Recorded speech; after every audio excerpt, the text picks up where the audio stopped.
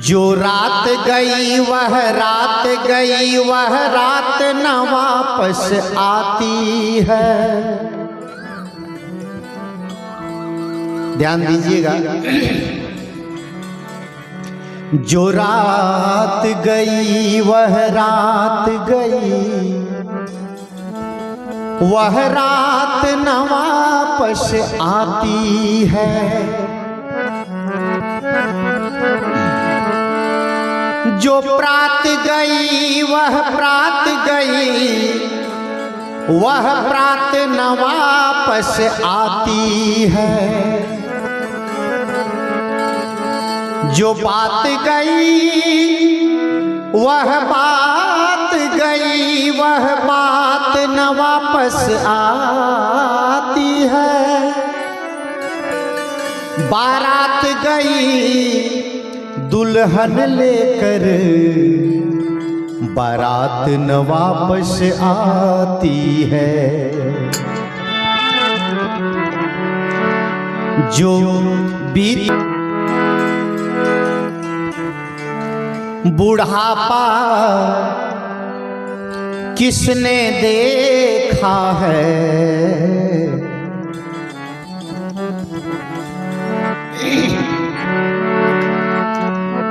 किसने देखा है बुढ़ापा, किसने देखा है बुढ़ापा, किसने देखा है। भजन कर मस्त जवानी में बुढ़ापा किसने देखा है। भजन कर मस्त जवानी में बुढ़ापा किसने देखा है। बुढ़ापा किसने देखा है, बुढ़ापा किसने देखा है। भजन कर मस्त जवानी में बुढ़ापा किसने देखा है। भजन कर मस्त जवानी में बुढ़ापा किसने देखा है।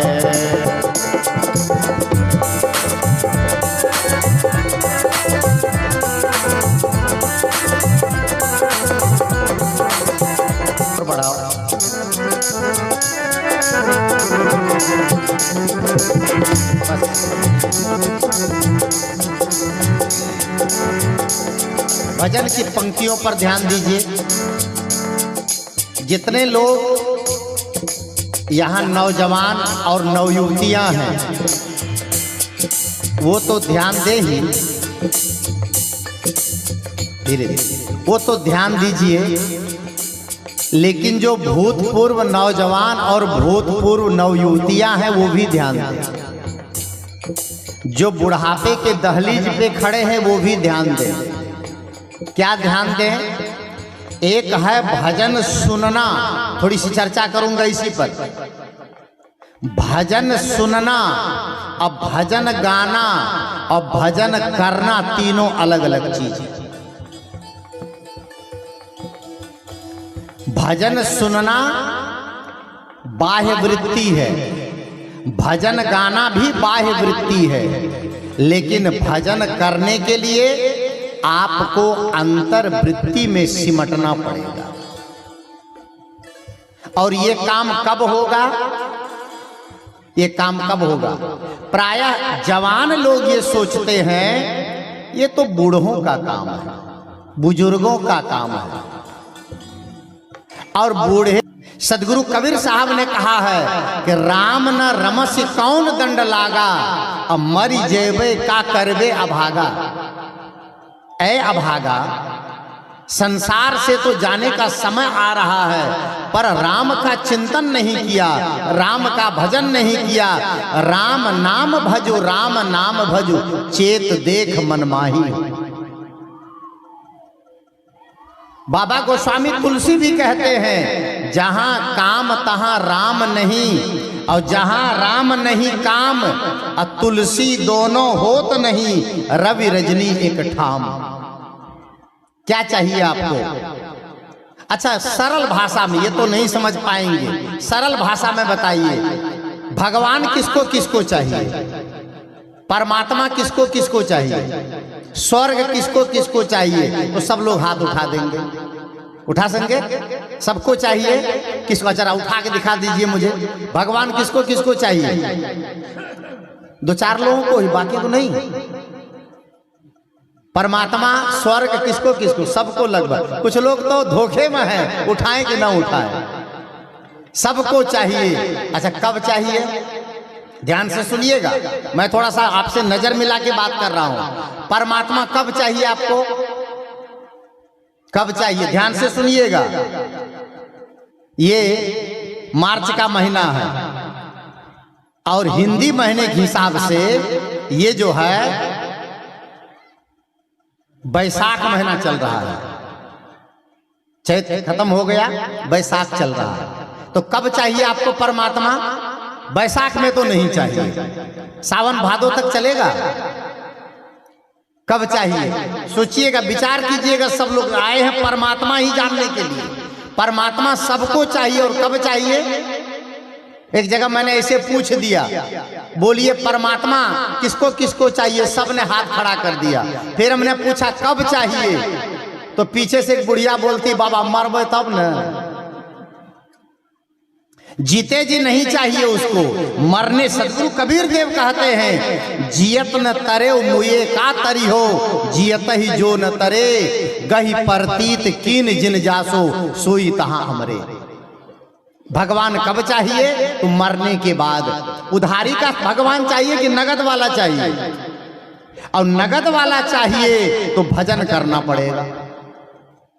जो आपके जीवन में, हमारे जीवन में, मनुष्य मात्र के जीवन में भजन का मतलब है जीवन का सुधार।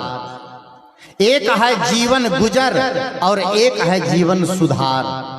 वो कब होगा? आदमी जवानी में गलत करता है तो बुढ़ापे में कैसे अच्छा हो जाएगा? बुढ़ापे में कैसे सुंदर हो जाएगा? भजन कैसे हो जाएगा बुढ़ापे में?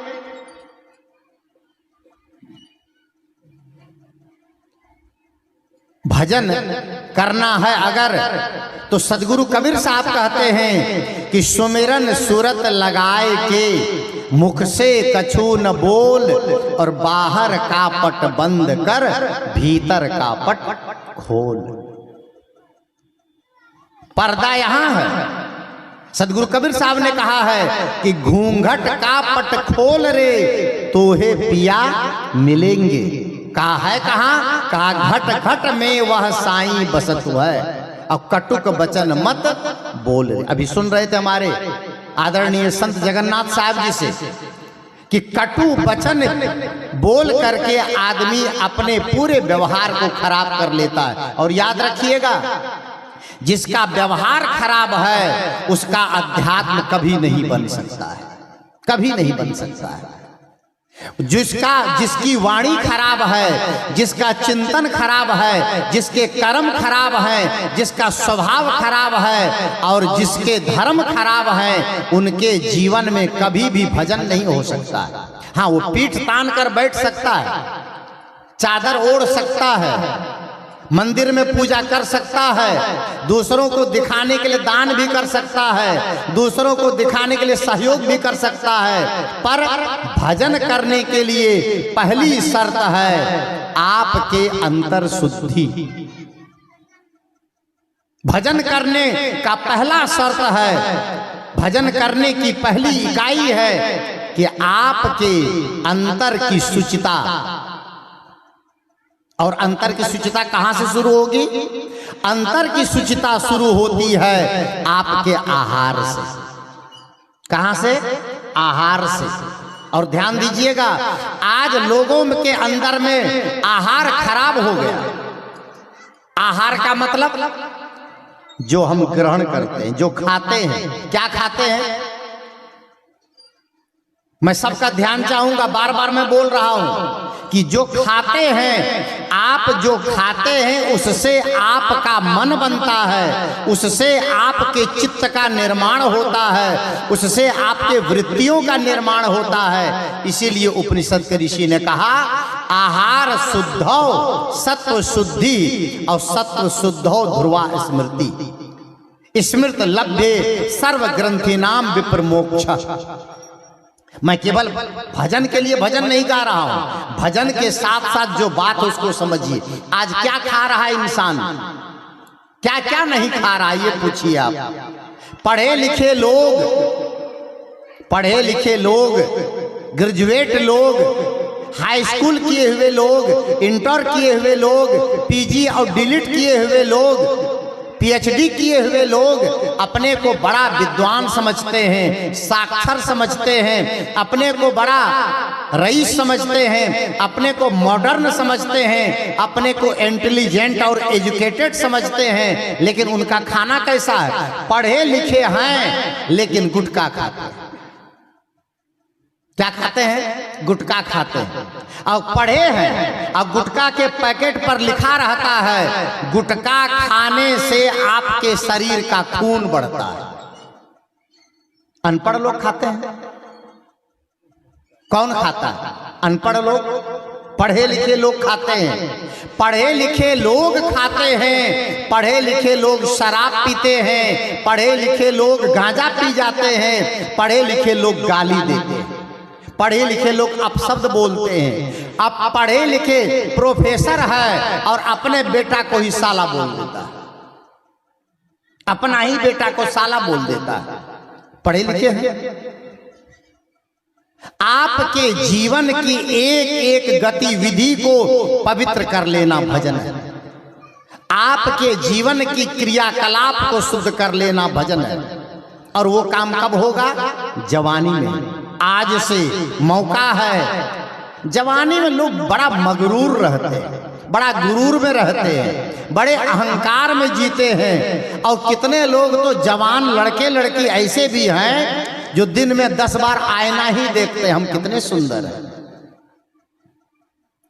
लेकिन याद रखना, ये जवानी है 2 दिन का सपना, और ढूंढ ले कोई महबूब अपना। मेरा एक एल्बम आया था टी सीरीज से, बहुत साल हो गए।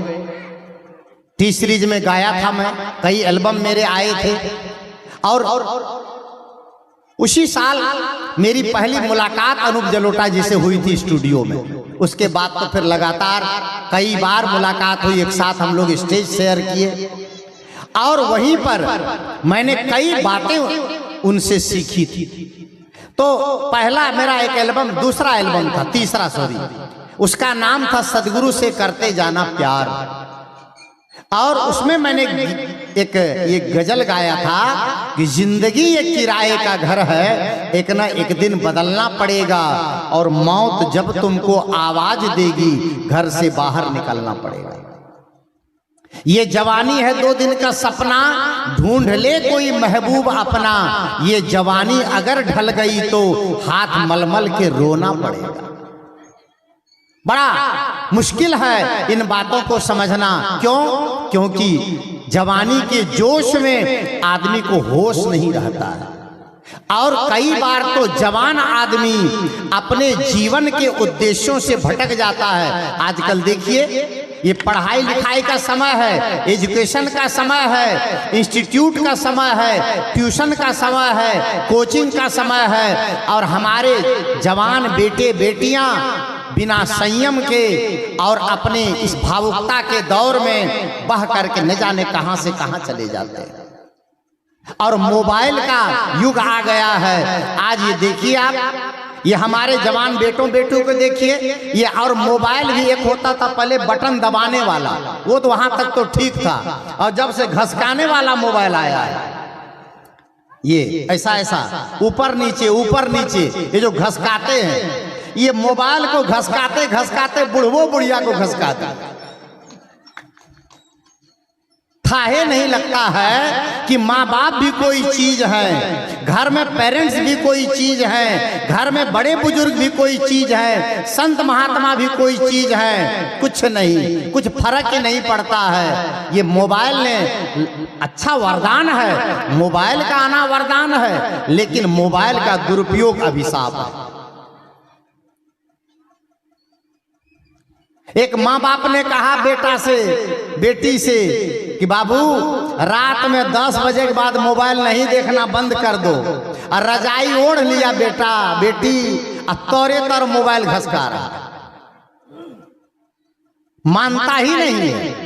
एक गाना था ना, दिल है कि मानता नहीं, सुने होंगे आप लोग। ये वही दिल है जो माँ बाप की बात नहीं मानता है, संत गुरुजनों का उपदेश नहीं मानता है, बड़े बुजुर्गों का अनुशासन नहीं मानता है। परिणाम क्या हो रहा है? समाज विकृत होता जा रहा है, समाज गलत मार्ग पर जा रहा है।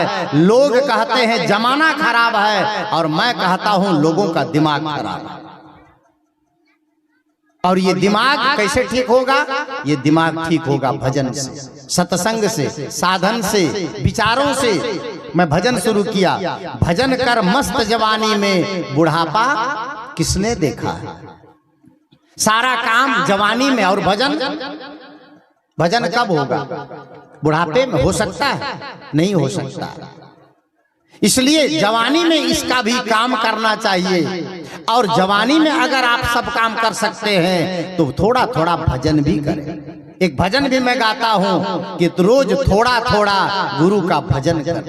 लेकिन आइए इस भजन को सुने और आगे थोड़ी सी चर्चा करके बात को विराम दूंगा। बुढ़ापा किसने देखा है, बुढ़ापा किसने देखा है। भजन कर मस्त जवानी में बुढ़ापा किसने देखा है। भजन कर मस्त जवानी में बुढ़ापा किसने देखा है। बुढ़ापा किसने देखा है, बुढ़ापा किसने देखा है। भजन कर मस्त जवानी में बुढ़ापा किसने देखा है। भजन कर मस्त जवानी में बुढ़ापा किसने देखा है।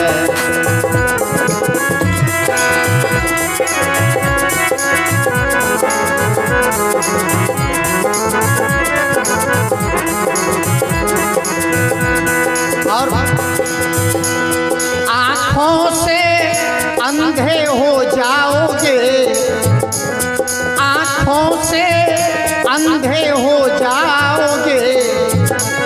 दर्शन तुम कर नहीं पाओगे, आँखों से अंधे हो जाओगे।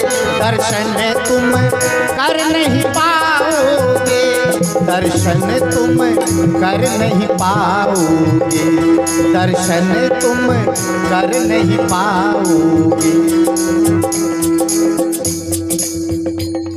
आंखों से, आंख से कैसे हो जाएंगे? बुढ़ापे में चश्मा लग जाएगा, ठीक से देख नहीं पाएंगे, ठीक से दृष्टि काम नहीं करेगी, ठीक से आंख की रोशनी काम नहीं करेगी, और संतों के दर्शन भी नहीं कर पाएंगे, और सत्संग में जा भी नहीं पाएंगे।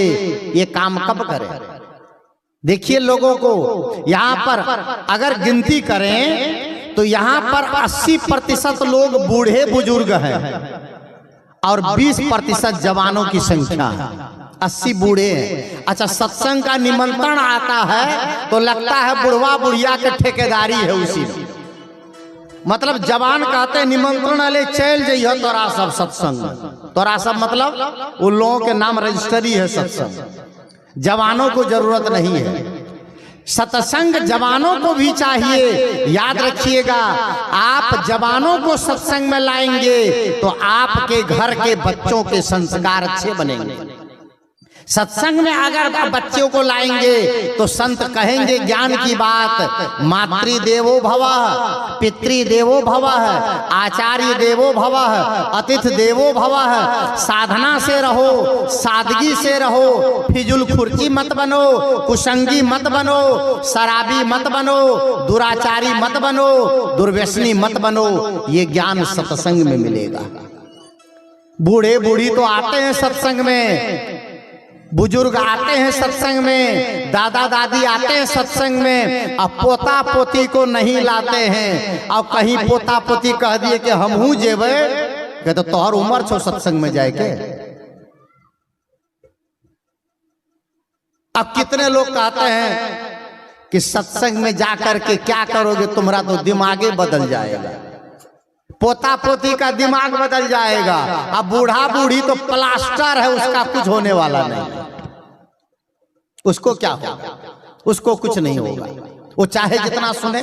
बंधुओं, सत्संग शुरुआत है, सत्संग मध्य है और सत्संग अंत है। अपने बच्चों को आप सत्संग में लाइए, अपने छोटे छोटे नन्हे मुन्नी संतानों को, पोता पोती को सत्संग में लाएंगे तो क्या होगा?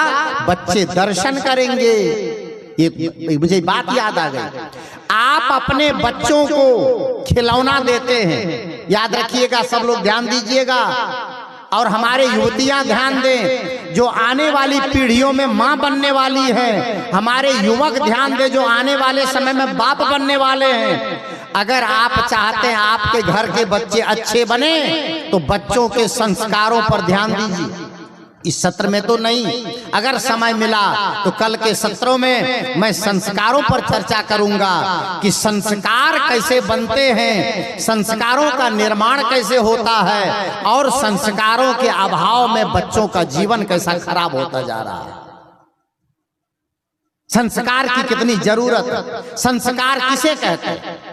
आज मैं देखता हूं घरों में छोटे छोटे बच्चों को, उनको सत्संग नहीं मिलता है, साहित्य नहीं मिलता है, भजन सत्संग के गीत नहीं मिलते हैं, घर में पाठ नहीं होता है, घर में स्तुति विनती नहीं होती है। उल्टा बच्चों के हाथ में बंदूक दे देता है खेलने के लिए।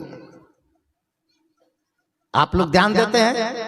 बच्चों के हाथ में, आप उसके हाथ में गुलाब का फूल दीजिए, आप उसके हाथ में दीपक दीजिए, आप उसके हाथ में सदग्रंथ दीजिए, आप उसके हाथ में महापुरुष की तस्वीर दीजिए तो वो ठीक है। लेकिन बच्चा के हाथ में आप प्लास्टिक का बंदूक दे देते हैं। अब बंदूक से बच्चा ढसम ढिसुम करता रहता है, मारता रहता है। आप उसके संस्कार को खराब कर रहे हैं, आप उसके संस्कार को बिगाड़ रहे हैं। आज वो प्लास्टिक का बंदूक चला रहा है, अब कल उसका दिमाग कहीं खराब हुआ तो वो बंदूक चलाते चलाते असली बंदूक लेगा, सबको भून देगा।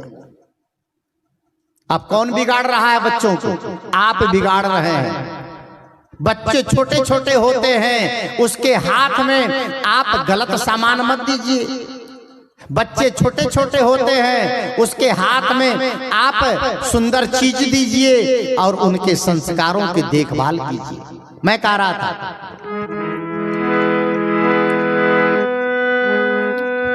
आंखों से अंधे हो जाओगे, भजन तुम दर्शन तुम कर नहीं पाओगे। आंखों से अंधे हो जाओगे, दर्शन तुम कर नहीं पाओगे, दर्शन तुम कर नहीं पाओगे। दर्शन करो, दर्शन करो, मस्त जवानी में बुढ़ापा किसने देखा है। भजन करो मस्त जवानी में बुढ़ापा किसने देखा है।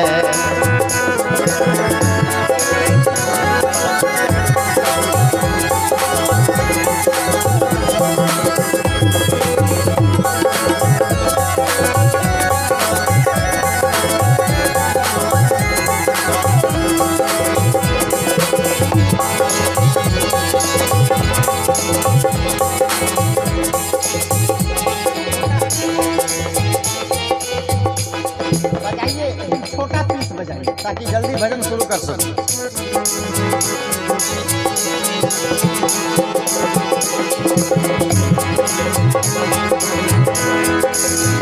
और कानों से बहरे हो जाओगे, भजन तुम सुन नहीं पाओगे।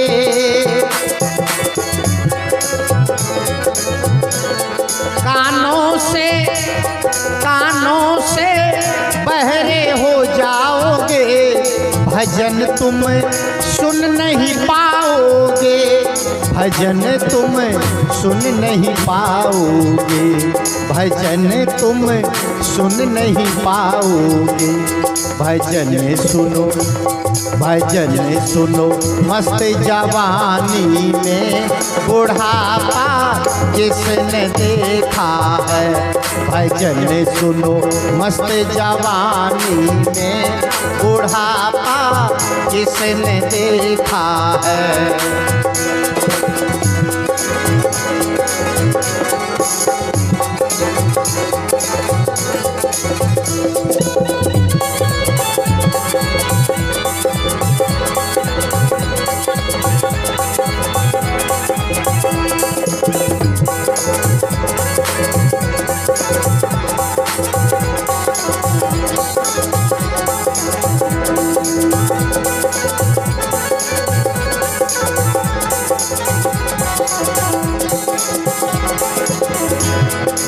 और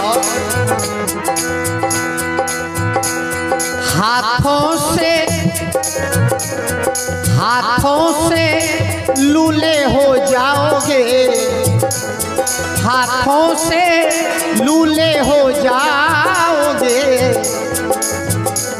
दान तुम कर नहीं पाओगे, हाथों से लूले हो जाओगे।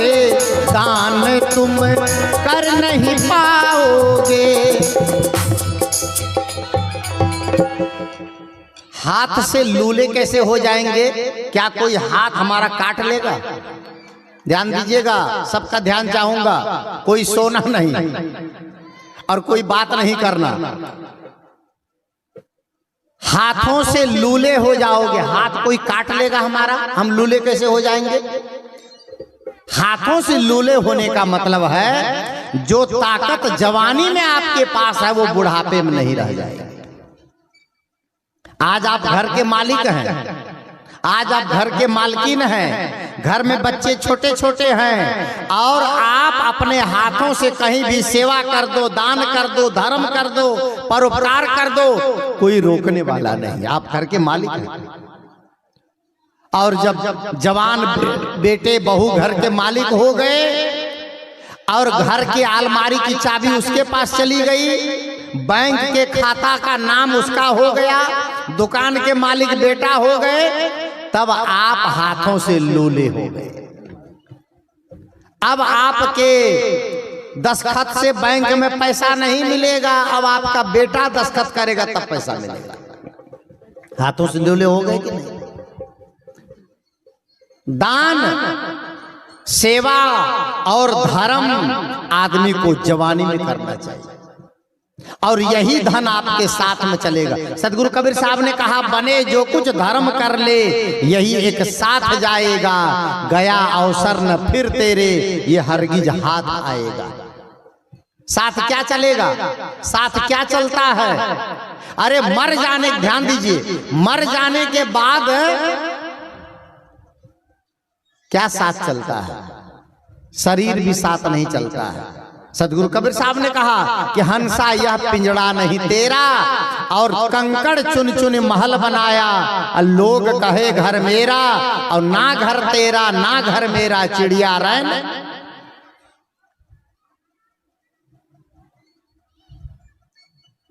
लोग जब दुनिया से चले जाते हैं ना तो बहुत चीज कहते हैं कि दे देते हैं लोग उसको। मर जाने के बाद जिस बिस्तर पर सोए रहते वो बिस्तर भी दे देते हैं मुर्दा को।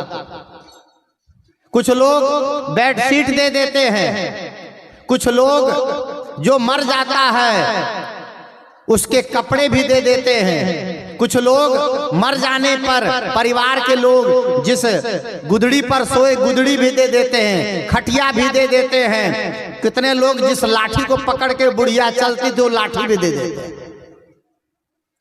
कितने लोग चश्मा पहनते हैं, चश्मा भी दे देते हैं, चप्पल जूता भी दे देते हैं, सब सामान दे देते हैं। बुढ़िया इतना साल तक इसको पहने, उसको दे दो। और जो कान में सोना चांदी पहने रहते हैं नाक कान में, वो भी दे देते, कहते जाने दो बुढ़िया पहनी है, क्या करेंगे लेके।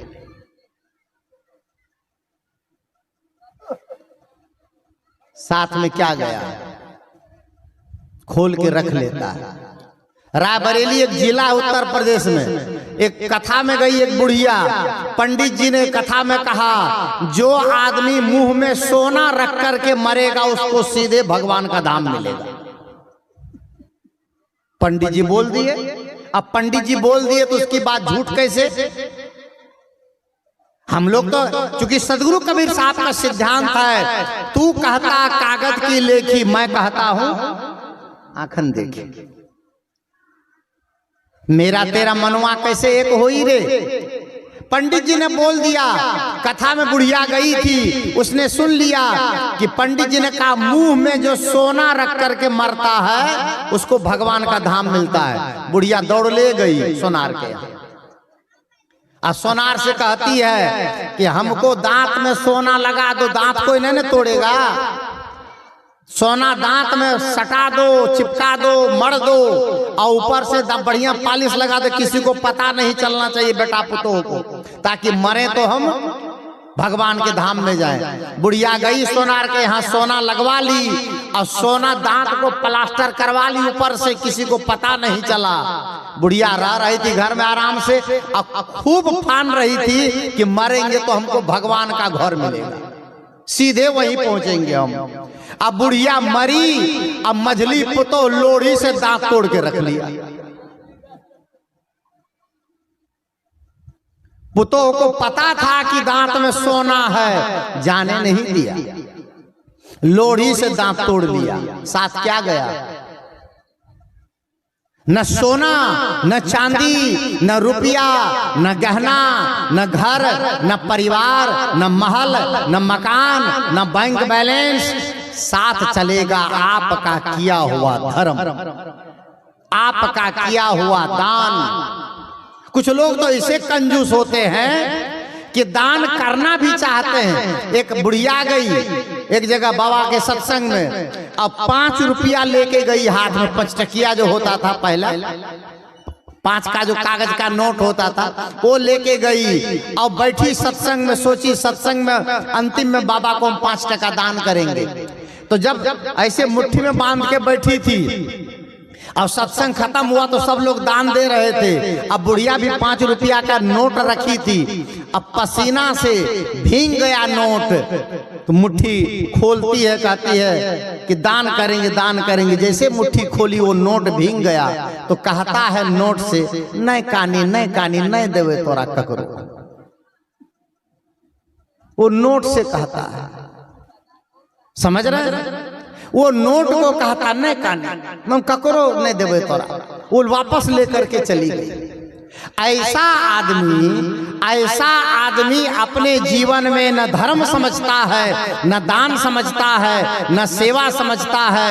इसीलिए कहा गया है, यदि भला किसी का कर न सको तो बुरा किसी का मत करना। अब पुष्प नहीं बन सकते हो तो कांटे बनकर मत रहना। जिसके दिल में दया का खजाना नहीं, राम का नाम लेने से क्या फायदा। और दान का हाथ आगे बढ़ाया नहीं तो खाली माला घुमाने से क्या फायदा। इसलिए समय है, हाथों से लूले हो जाओगे, दान तुम कर नहीं पाओगे।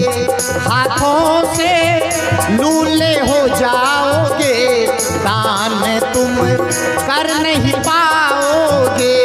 दान तुम कर नहीं पाओगे। दान करो मस्त जवानी में, बुढ़ापा किसने देखा है। भजन करो मस्त जवानी में, बुढ़ापा किसने देखा है।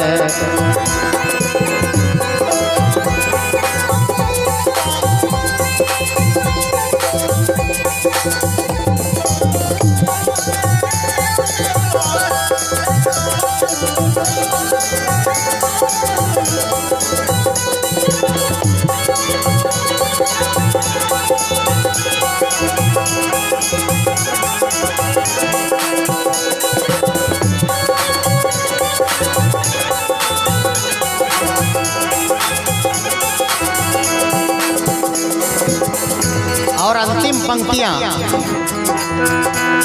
पैरों से लंगड़े हो जाओगे, पैरों से लंगड़े हो जाओगे।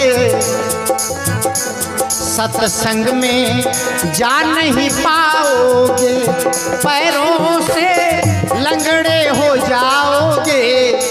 मंदिर तुम जा नहीं पाओगे, पैरों से लंगड़े हो जाओगे। सत्संग में जा नहीं पाओगे, सत्संग में जा नहीं पाओगे, सत्संग में जा नहीं पाओगे। सत्संग में जाओ, मंदिर में जाओ, तीर्थ में जाओ, मस्त जवानी में, बुढ़ापा किसने देखा है। तीर्थ में जाओ मस्त जवानी में, बुढ़ापा किसने देखा है। बुढ़ापा किसने देखा है, बुढ़ापा किसने देखा है। भजन करो मस्त जवानी में, बुढ़ापा किसने देखा है। भजन करो मस्त जवानी में, बुढ़ापा किसने देखा है। बुढ़ापा किसने देखा है, बुढ़ापा किसने देखा है।